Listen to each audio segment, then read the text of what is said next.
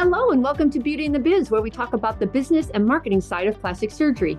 I'm your host, Maley, author of Your Aesthetic Practice, What Your Patients Are Saying, as well as consultant to plastic surgeons to get them more patients and more profits. Now, today's special guest is Dr. Boris Ackerman. He's a board-certified plastic surgeon in private practice in Newport Beach, California, for more than 30 years. Now, Dr. Ackerman is Ivy League trained, graduated from MIT and Dartmouth School of Medicine, and now specializes in deep plane facelifts. Now, he's received several awards and recognitions throughout his career, and he has been an invited speaker at medical conferences to share his wisdom as well as innovative techniques. Now, he's also an inventor of the Ackerman facelift retractor, and I'll ask him more about that. So, Dr. Ackerman, welcome to Beauty and the Biz. It's a pleasure to have you. Wonderful to be here. Thank you for the invite. Absolutely. So can you just give us a quick synopsis of where you went after fellowship and how did you get to Newport Beach in private practice? Great question. I was recruited right after residency to two practices. One in Beverly Hills, very high profile practice. And then my uncle, who was a surgeon, his ex-partner was a plastic surgeon ready to retire in Newport Beach. And instead of running around doing emergency room work, which I did for a while, I almost immediately started with two aesthetic practices, one in Newport Beach, one in Beverly Hills. And that worked well for a while. But as my family started to grow and kids required more attention, I had to make a decision. And at that time, it was quite an easy decision. For family life and my lifestyle, Newport Beach won out. And that's how I ended up in Newport Beach. So back to Beverly Hills. Do you think that's a good strategy to hook up with like a high visibility practice in Beverly Hills? Did you learn a lot from that, or do you wish you had gone a different route? Well, there's no question being invited or being able to join a high profile, high volume practice. It's nothing but a big positive thing.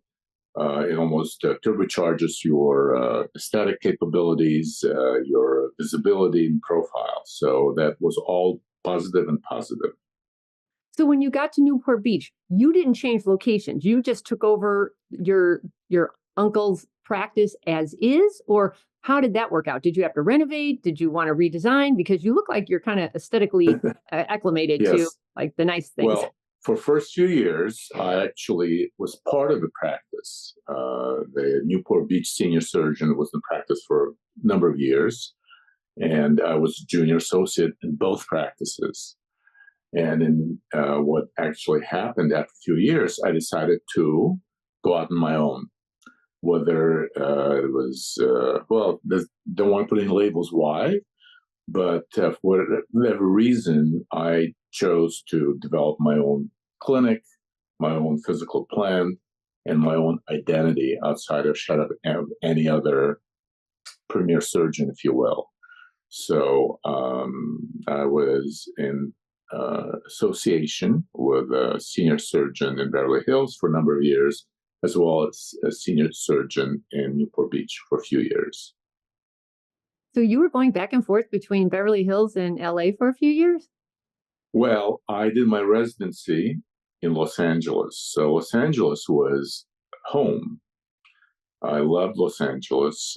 Newport Beach was kind of a new discovery. The lifestyle of Newport Beach, the coastal area, the boating, fresh air was kind of a new discovery.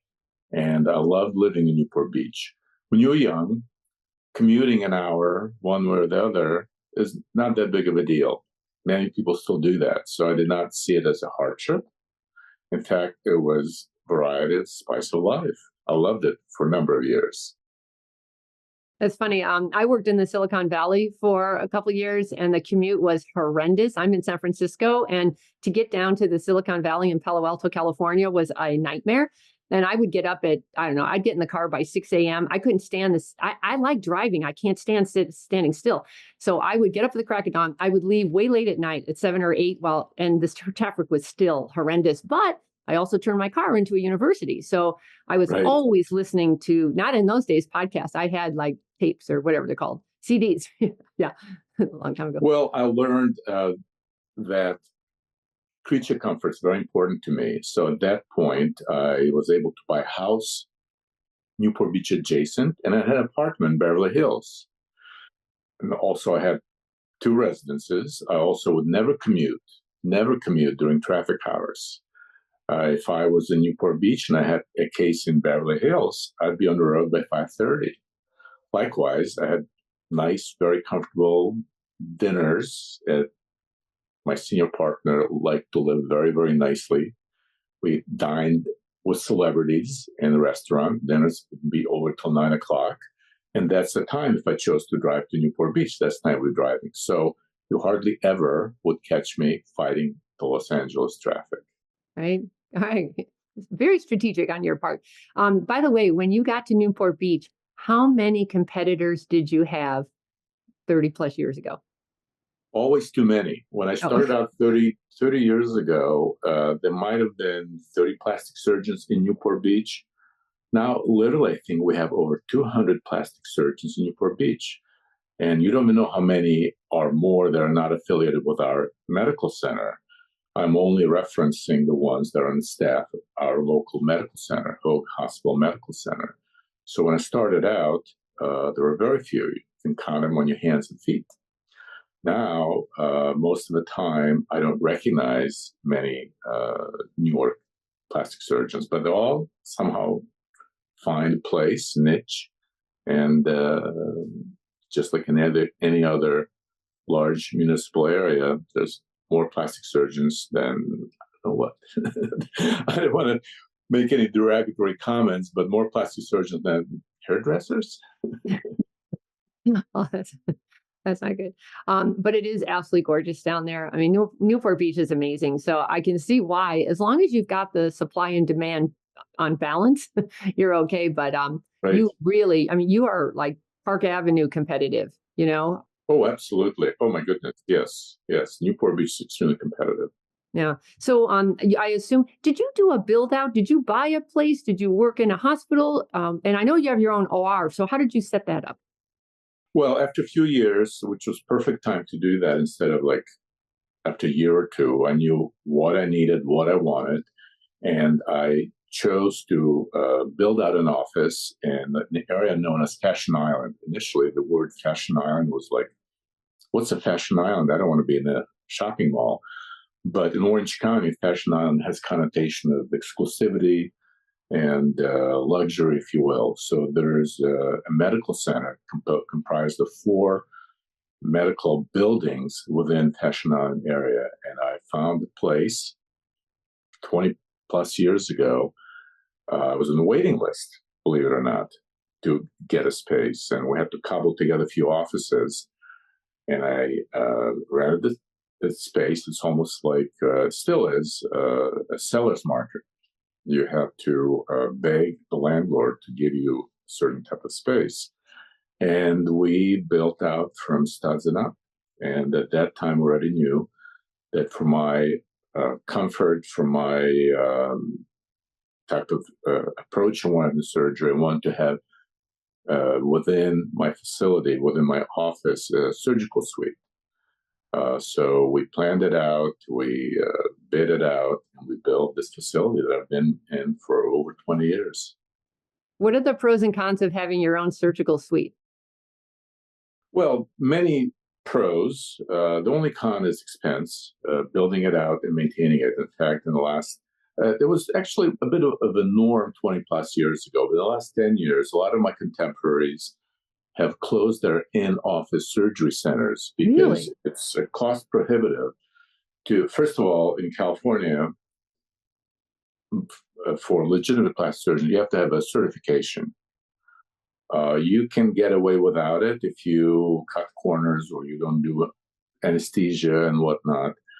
But I have a fully certified, we call it Quad A, 4 A's, FS, certified surgery center. To have certification, equipment, and the medication and the staff does cost a certain amount of money. So that's the only con. The pros are, for me, immeasurable. I don't have to go from place to place. I could be doing a case, doing cases. I can see some patients. I'm doing a case and something patient related is time sensitive. My staff from the front office can buzz me or knock on the door and ask me a question. And really, it's really a luxury to have that these days. And for all those reasons, I chose to maintain my in-office operating room as opposed to many of my colleagues have closed their own surgery centers and just go to freestanding outpatient surgery center, which is nothing wrong with that. It just I'm still able to do that, and I plan to do that for the foreseeable future. Do you rent it out to anybody else when you're not using it? I did. Uh, it was more hassle than was worth it, Okay. financially, if you will. So I don't now, but it's definitely something you can do. I hear you. Everyone that I know who has their own OR suite, they forget how quickly it used to be the hassle of getting OR time at other places, and you don't own the staff, you don't manage the staff, they kind of manage you, kind of thing. And I just think there's so many pros to having it if you can have your own. I hear you though. A lot of them are now just doing local and IV sedation and twilight kind of thing, and then they're not quad certified. They're somewhat certified, but I guess you just have to know yourself. Do you do anything under local at all now? Because the patients are asking for it. Sure. Well, there are two parts to that. I definitely do local. I do sedation, but to have certification puts certain type of level of excellence on you. Also, even if I do IV sedation, I'm too busy operating.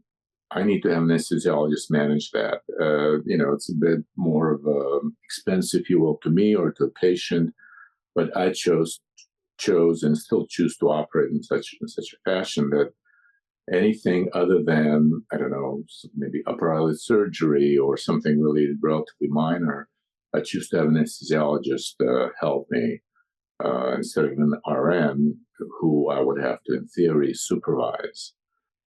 So I like to concentrate 100% at the issue at hand, namely perfection surgery, and have somebody else manage the patient, whether it's IV sedation, twilight sleep. Very few cases would need general anesthesia.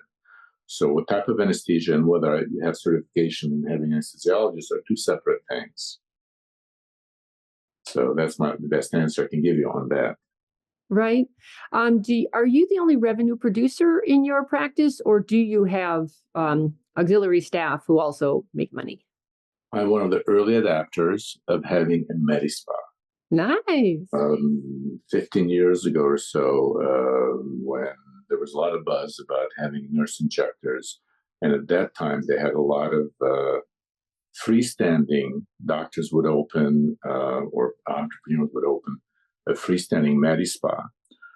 I had large enough space and within my office to open Medispa, literally within my office. I had a couple of nurses and we were starting doing injectables, and I was here already doing surgery. So it's not, then I'd have to be a medical director somewhere else. So yes, I always had nurses, the physician extenders, as some people call them, doing the Medispa business. And over the years, I'm doing less and less injections. And now when patients that have been in my practice, surgical patients, and I want you to do Botox, I say, of course, but in my back of my head, I wish they would go see my nurse. I'd rather do surgery when patients are asleep or sedated, but nevertheless, I still do some injectables. Most of it done is by my nurses. Well, one way to handle that is through availability and price, so you can say absolutely, your staff, not you, your staff should say, absolutely, he can do that for you. However, you're going to need to wait a month and it's, 3 times more than the nurse injector. Well, no, you can't do it 3 times more. We do have differential pricing. Yeah. But it's really not about time, and it's not about time and money. It's about customer care, if you will. Somebody comes in, somebody spent a good bit of money with me for a facelift, and they come in a couple of years later, they want Botox, so they bring their friend. I think it makes a lot of sense from PR perspective or customer service perspective to treat those patients. But Absolutely. it's not that often, so I really don't mind it, I guess. Gotcha. I do ship out. I refuse to do lips. Oh, I used to be very good at lip injections, yeah. but I don't do them anymore. It Why? just, well, it takes, how should I say, a lot of patience and ability to calm them down. As a surgeon, I expect my patients to be sedated or asleep, and lips are very sensitive. And my nurses, frankly, probably at this point are better than I am at lip injections, although they have very strict guidelines at what age. First of all, the amount of lip injections, how big to make them, or at certain age group, lip augmentation starts to make patients look odd. So they're very well educated to know when not to do lips. Separate subject, by the way, complete separate subject. But then again, it starts with a lip filler and then could move to a lip lift on your end. Is that a popular procedure for you and your facelifts? Well, lip lift is part of a facelift. That's the way I've been doing it for years. And again, now lip lift, social media has really changed a lot of things in our field, a lot of it for worse. So when I see a patient with consultation for a facial rejuvenation, I'd say 75% of my patients need a lip lift. And one of the toughest things in the last, I've been doing lip lift for 15, 20 years. With some pioneers in the Midwest brought lip lift rejuvenation in medical meetings 20 years ago. Anyway, long story short, I've been doing lip lifts forever. In the last few years, it became a buzzword, and a lot of doctors doing lip lifts, and they're not embarrassed to post them on social media. So some of my patients, they come in for facelift, and I say, oh, I do this, or that central aging, part of it's lip lift. Oh, lip lift, I'll never have a lip lift. Looks horrible. So my job, or actually my consultant's job before they come to see me, to give them a little spiel, a little education about what lip is supposed to look like as part of facelift, as opposed to isolated procedure that's done by somebody with less than ideal aesthetic perception or conception. So anyway, to answer your question, do lip fillers segue into lip lift? Not that often. It's more of part of facial rejuvenation surgery, like a facelift in the late 40s and 50s and so on. No, for sure. Doing a facelift without doing a lip lift, it would be, like renovating your home without touching the kitchen kind of thing. It kind of all Right. In most patients, not all, of course. Yeah. true. How big? So, by the way, your Medi Spa, did you name it something else so it's a sellable asset later, or is it just part of Ackerman plastic surgery? Um, Have to answer that. So I'll answer your last question first.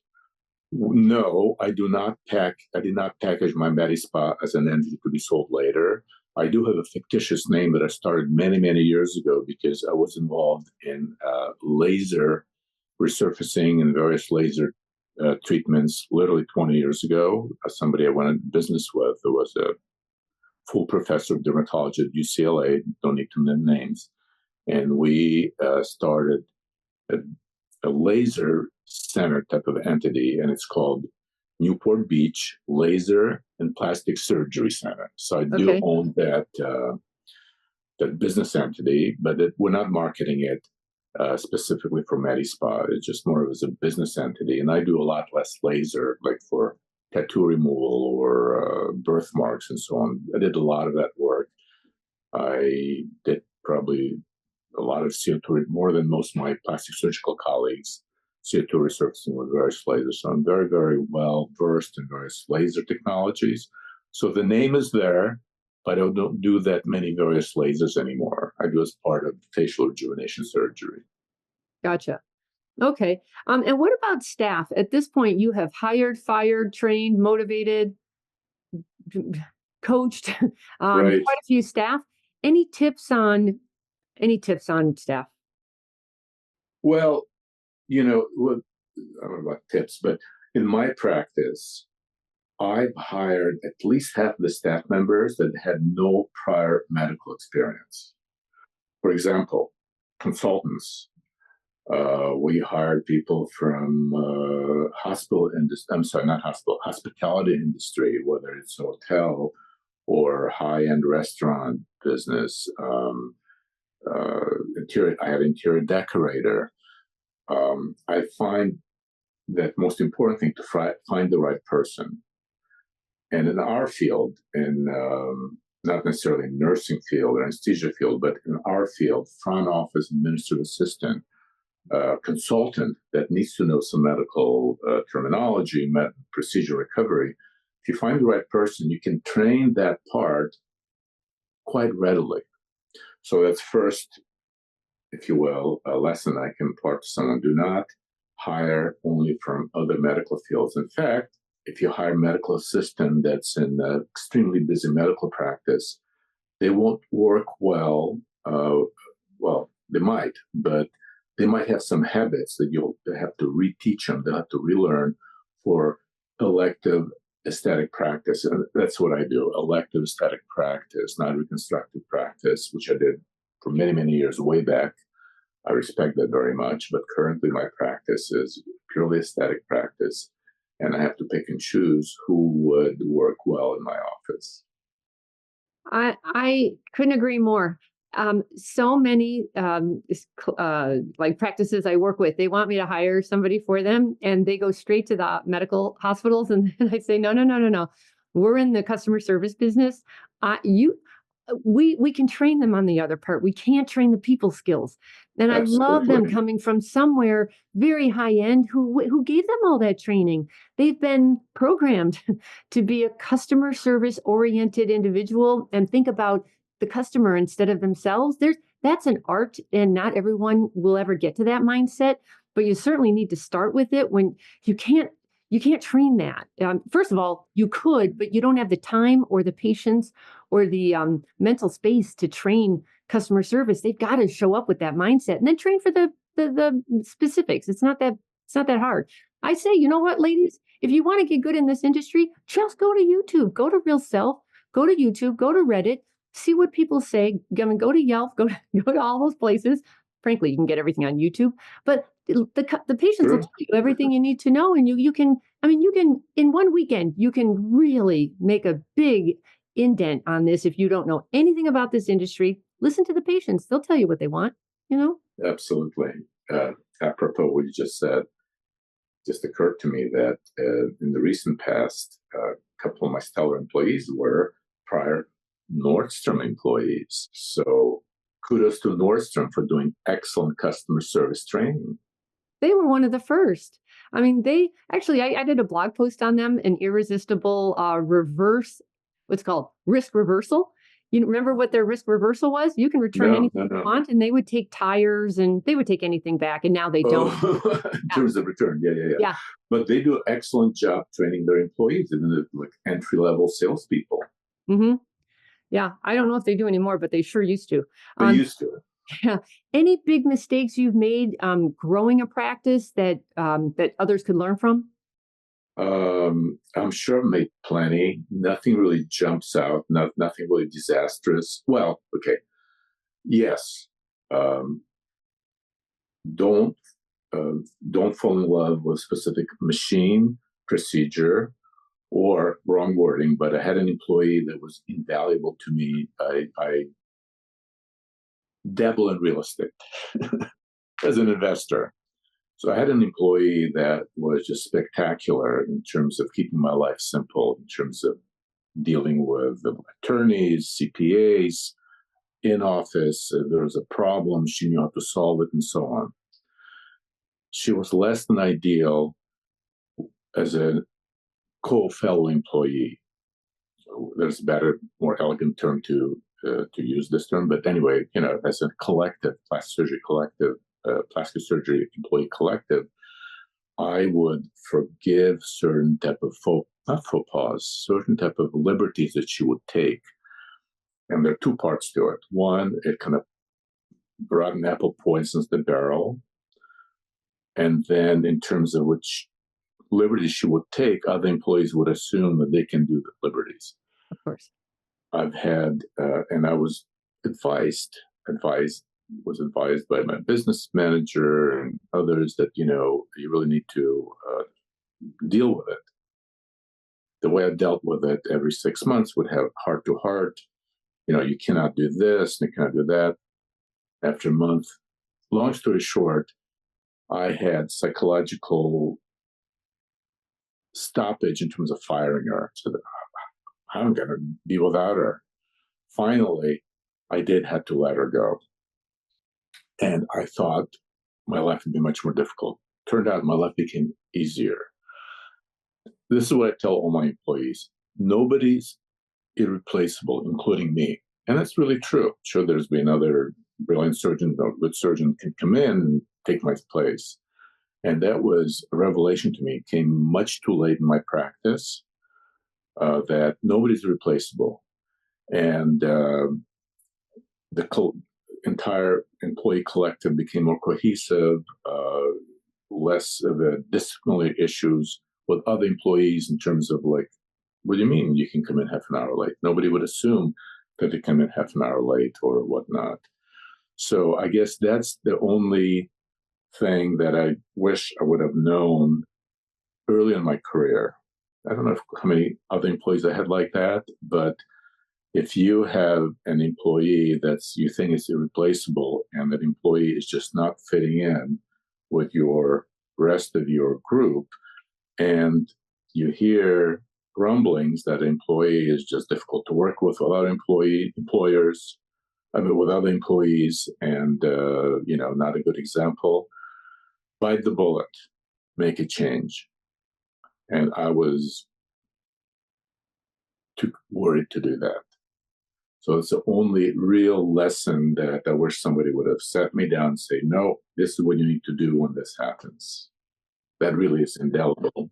That is so common, especially if it's somebody who's making you money. For example, sometimes the patient care coordinator can be your best asset or your worst nightmare because on the one hand, she's making you money. On the other hand, she's alienated everybody else on the team. They're not working together. Coming late, leaving early, taking advantage of the situation. And she knows she's got you because she knows he's not going to get rid of me. I'm making him money. But eventually, when you had enough sleepless nights and enough aggravation from the other staff, you realize, you know what, all you have to do, though, is make that decision and then make some plans behind the scenes to fix that. But it can't go on because it taints everything. You can't build it. Right. Yeah. It was a hard lesson to learn. Right. Yeah. Just for the record, it was not my patient coordinator. It was more like a business manager, that kind of problem solver on the business end. Mm. Yeah, I'm just saying somebody who has or any position. You're right. Yeah. You're so right. So tell us about your invention of the facelift retractor. How'd that come about, and how the heck did you get it to market? Right. It's not a huge thing. Oh. Not a huge thing in a couple of different ways, and it's a big thing in a few other ways. Okay. So I pretty well known for a very specific type of facelift called deep plane facelift. Now it's the rage in the last 4 or 5 years. Everybody's doing deep plane facelift. And I can tell social media, really double-edged sword. On one hand, change things around. On the other hand, you cannot hide as a plastic surgeon, you cannot hide your results. They become apparent. So anyway, deep plane facelift is all the rage. Everybody is either does it, not necessarily well, or doesn't do it, but calls it deep plane facelift. I was very fortunate over 20 years ago to meet in plastic surgery, there's no real inventors, if you will. We all stand on the shoulders of a giant. But there's one surgeon, got to give him credit, Dr. Sam Hamra. He's probably mid to late 80s now, retired about 10 years ago. I met him in a meeting after he published a paper on deep plane facelift as having scientific background, being MIT graduate and whatnot.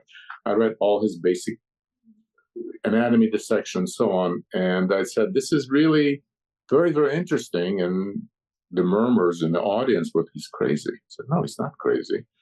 I introduced myself and I asked him if I can spend some time in his operating room. I took time, a week off from my practice in Newport Beach 20 years ago, more, flew to Dallas, and he was very generous, showed me exactly what he was doing. So I learned deep plane facelift from the originator. He is truly originator of deep plane facelift, how to do that. At that time, we had a lot of smokers as a patients. And as a facelift surgeon, some surgeons would turn away smokers. So initially, I thought it was a great application for smokers. Why? Because, not to bore, we're all plastic surgeons, right? Yes. So flap necrosis, dreaded flap necrosis in smokers. And I thought it was perfect for that. So I started doing that, and then kept modifying the technique, if you will. The difficulty with deep plane facelift is very specific area. Again, plastic surgical community. It's called zygomatic ligament area. Way back in the day, we used to call it McGregor's patch. Anatomically, it was described as Dr. McGregor. He described it, I don't know, maybe 50 years ago. Because to me, it always looked like a patch meaning like a shrubbery patch, as opposed to one or two ligaments. And I was fortunate, one of my techs knows someone that has a machine shop. And we kept fine-tuning little things because, and actually I'm lecturing on this particular subject, how to dissect this area. It's a little more difficult to dissect McGregor's patch properly and reproducibly.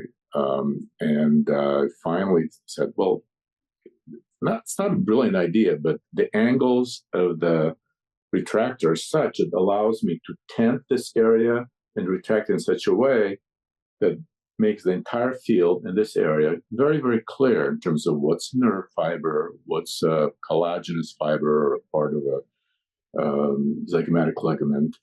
So that was the origin. I did it for myself.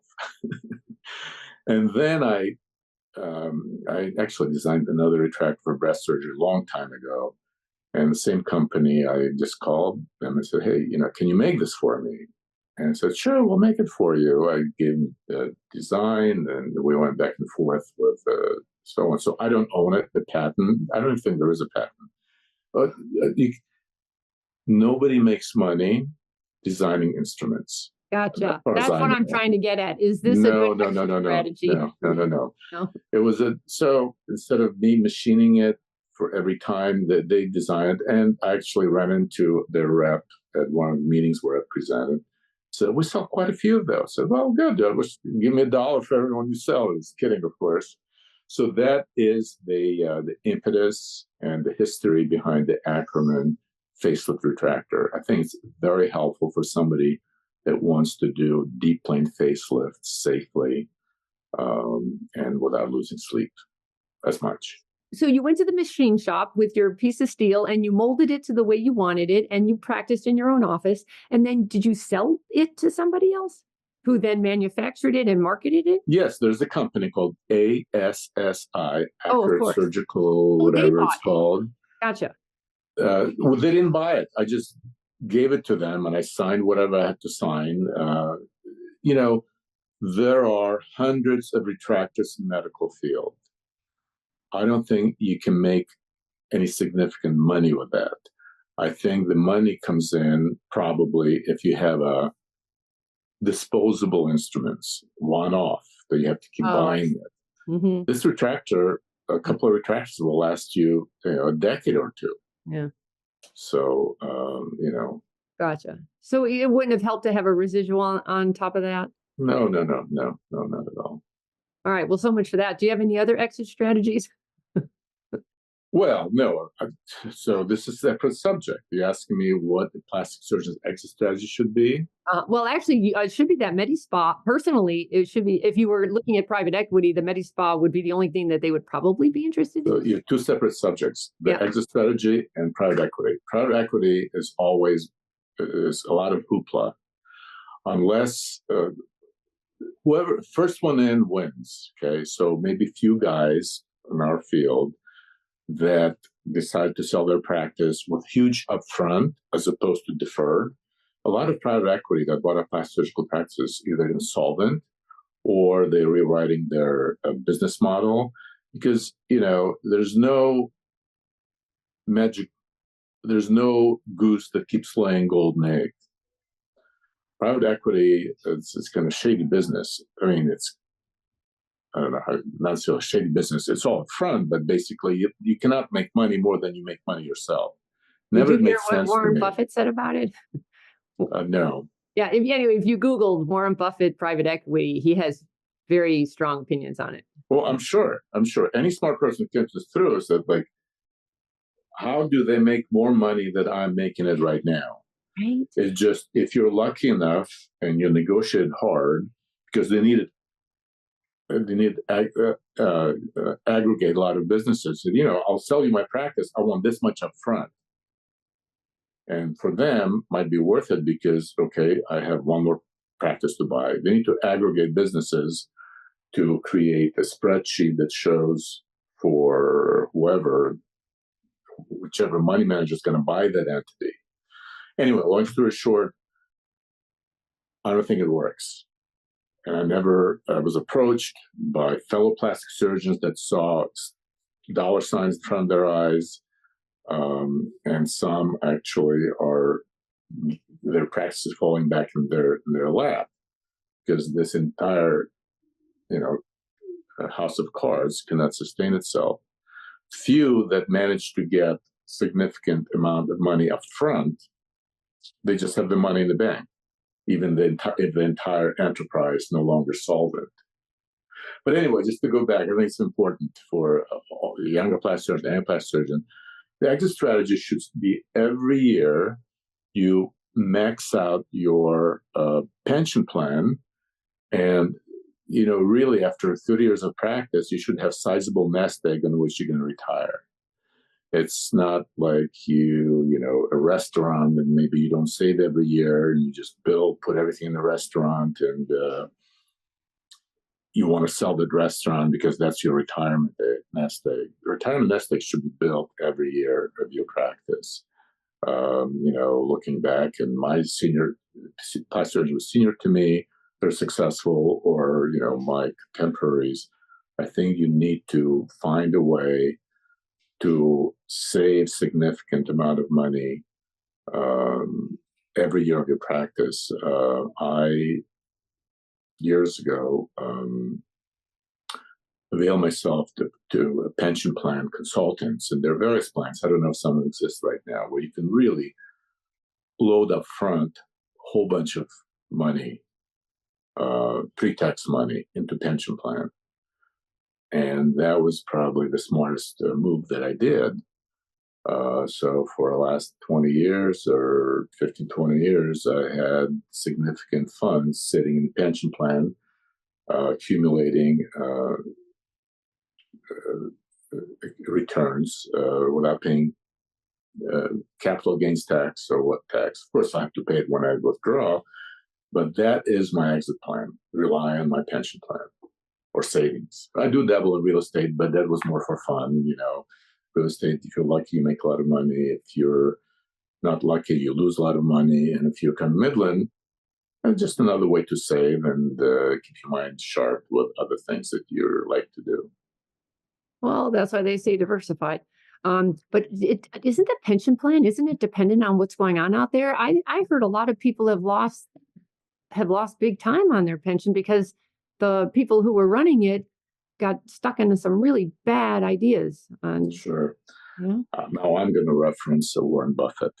So pension plan is just a vehicle in which you put cash, say 100,000 or a million, whatever. And then it's your decision. How do you want to invest that? If you have a dishonest advisor, he'll invest it into some high pollutant vehicles that, like gambling, you might win or you might lose. Warren Buffett advises everyone you want to invest into a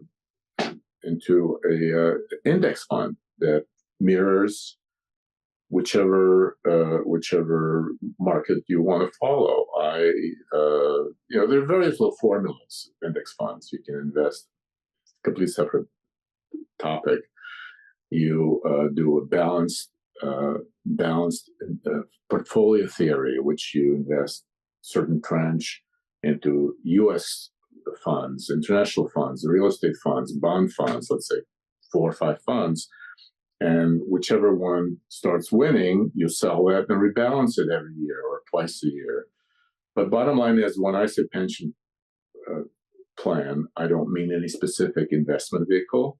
You can just put it in bonds. So instead of earning 9% a year on average in 20 years, you might only earn whatever 6, 7. Still, if you put sizable amount every year, and it's well above the inflation rate, in 20 years or 30 years, when you're ready to retire, you should have a sizable amount that you can retire on. There are other more entrepreneurial plastic surgeons that might figure some other way of doing things, but this would work for me. Gotcha. Okay, that's a good tip. It's a good tip. So let's change gears and talk about marketing. How the heck do you differentiate yourself if you have 200 of yous down in Newport Beach? I might not be the best advice giver to young people, because for me it was very boring. It was time and hard work. Well, I was turbocharged a bit by joining high-profile practice in Beverly Hills and Newport Beach. So early in my career, and was blessed with decent skills, so I was given responsibilities in both practices, especially in the facelift, doing facelifts in Beverly Hills. My real senior partner was a world-famous rhinoplasty surgeon, so we did all kinds of noses, and of course, celebrities coming in with a facelift. I would help them with a facelift and show them some more modern techniques and so on. So I developed skills doing world-class facelifts early on. And maybe that would charge my private practice. I already had kind of sort of built-in patient flow. And so I really don't have I know what works now that I did not avail myself because of a different generation. Again, going back to social media, it's a double-edged sword. You can become, and there are a number of star plastic surgeons because they have hundreds of thousands of followers. I don't know how they got there. Some influencers, some women influencers doing things that are like Kardashian type of things. And Kardashians are becoming all the way to the bank, became billionaires. How on earth do you become fabulously wealthy just being famous for being famous? Well, that type of business model in the last 5+ years has been transferred to our industry, plastic surgery. We have influencers, plastic surgeons, some well-skilled, some mediocre skilled, that are very successful just because they have social media presence. Very fortunate that 3 years ago, one of the gals in my office said, we need to open Instagram. I said, no, I mean Facebook. So no, not Facebook, Instagram. I said, well, what is Instagram? So I do have an Instagram account. I think we are up to 30,000 followers. Oh, you're 38,000. You're doing a good job. 38,000. Okay, yeah, well, fine. And they claim that we get some patients through Instagram. God bless them. But anytime somebody comes in and my consultant said that she found us online, I actually query them, in case they don't go with me. I said, do not pick a plastic surgeon based on social media. Look at their body of work, if you will. So for a younger plastic surgeon, by all means, you have to live in the modern world. By all means, you have to have social media presence. I don't know what other way you can market. But you also, a lot of these groups that have the hundreds of thousands of followers, they have a full marketing agency backing them. I mean, that have a videographer, a photographer, a copywriter, creative people doing that. So they make it look easy, but there's a lot that happens behind the scenes. Like everything in life, you're either going to pay time or money or both. And there's no secret to social media either. However, there are some surgeons, not many, who just are naturals at this. Somehow, this was their thing. Just like facelifts are your thing, they couldn't do a facelift to save their lives, but they can dance on social media, So you just have to Exactly. find your gifts and go for it. If you do something better than Absolutely. somebody else, make a super big deal out of it because it's a gift you were given. So, use Right. it. Yeah. Yeah. No, I By the agree way, with you. Yes, I'm sorry. Go how ahead. did you get so many uh, facelifts on your Instagram? You're showing really good results, and everyone says to me, "Oh, my facelift patients would never show their faces, but somehow they're managed. Dr. Ackerman's managing to do it." So, do you have some kind of same thing with reviews? Do you have some kind of a process, or are you asking them yourself, or you're bribing them? How are you making that social proof happen? So I'm so puzzled you saying that because here in our office, our refrain is nobody wants to give us consent to be on social media. So percentage wise, I'd say maybe if we're lucky, 1 out of 10 of my patients would sign a consent to be on social media. I do a lot of facelifts. Yeah. So I So guess maybe when you're you do a just lot doing of enough. facelifts, Yeah. 5-10% of them is enough Yep. for them to post. Yep. Likewise, I I do have a web person. We designed a web page a few years back, but the guy's still there. We still write him, we'll check, and he always up front, you need to get more reviews. Claims we don't get enough reviews compared to some other people.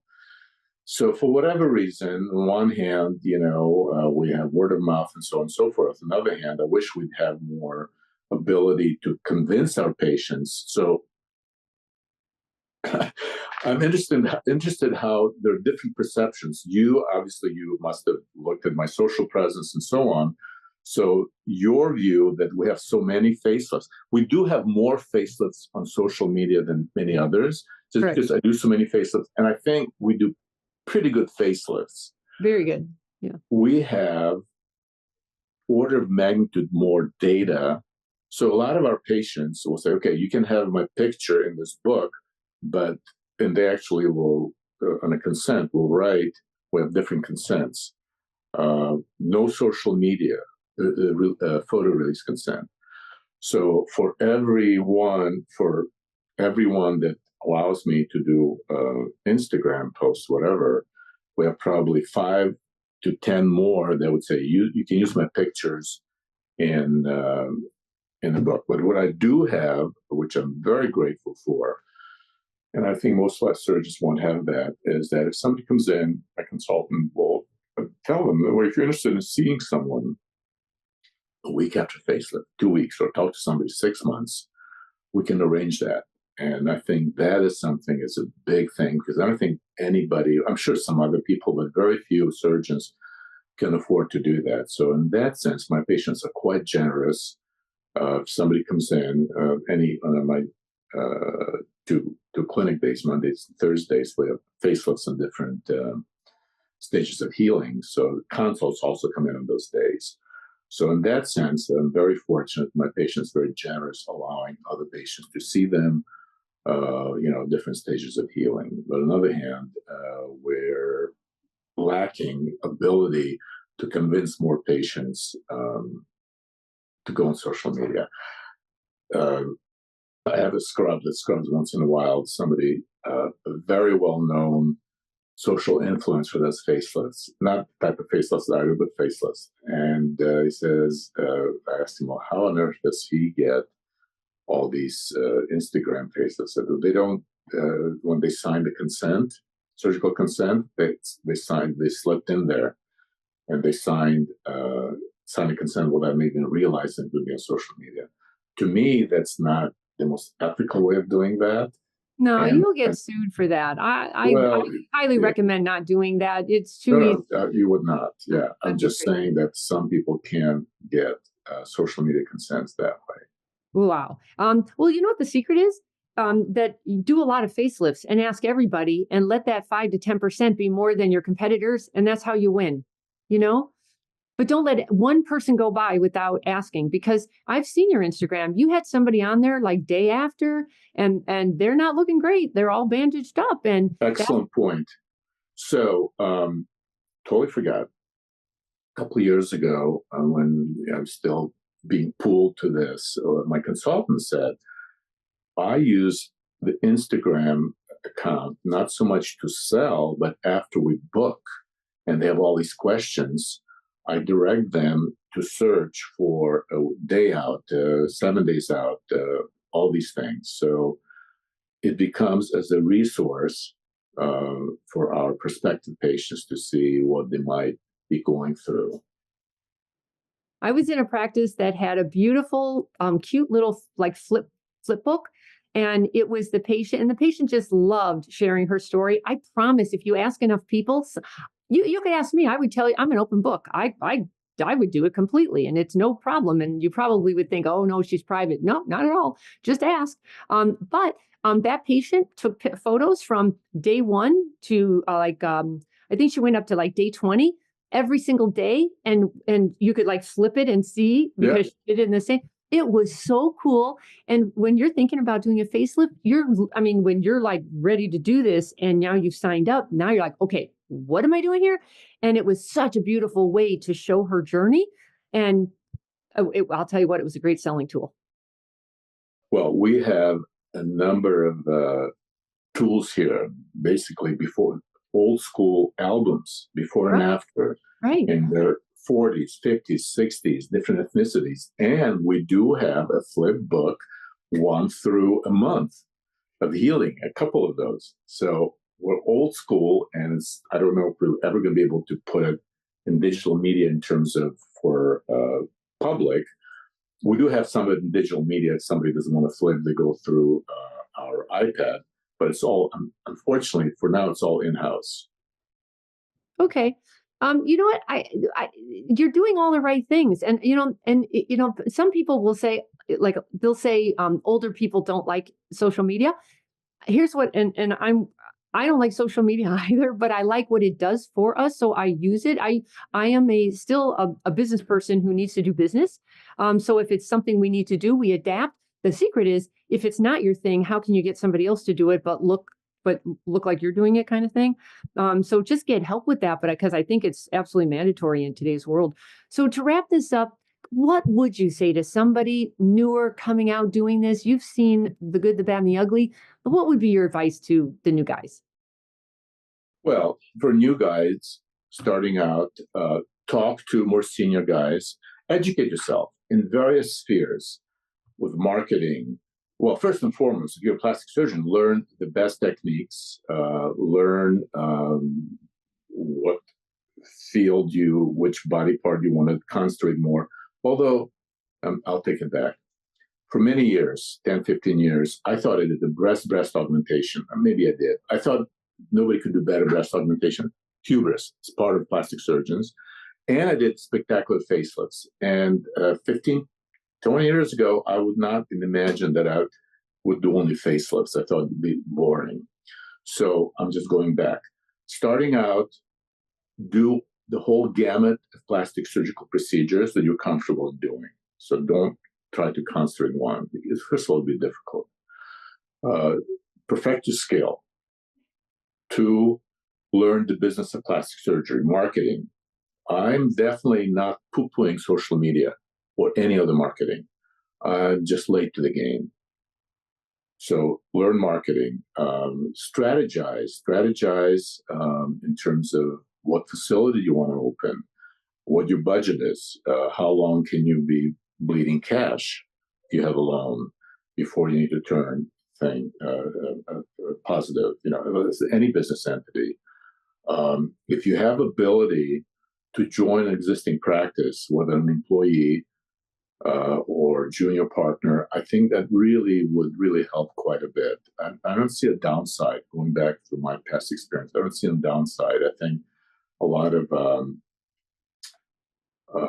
agreements that senior doctors will have you sign, the non-compete agreements, I think probably not valid, or just negotiate a certain way. They can choose the locale.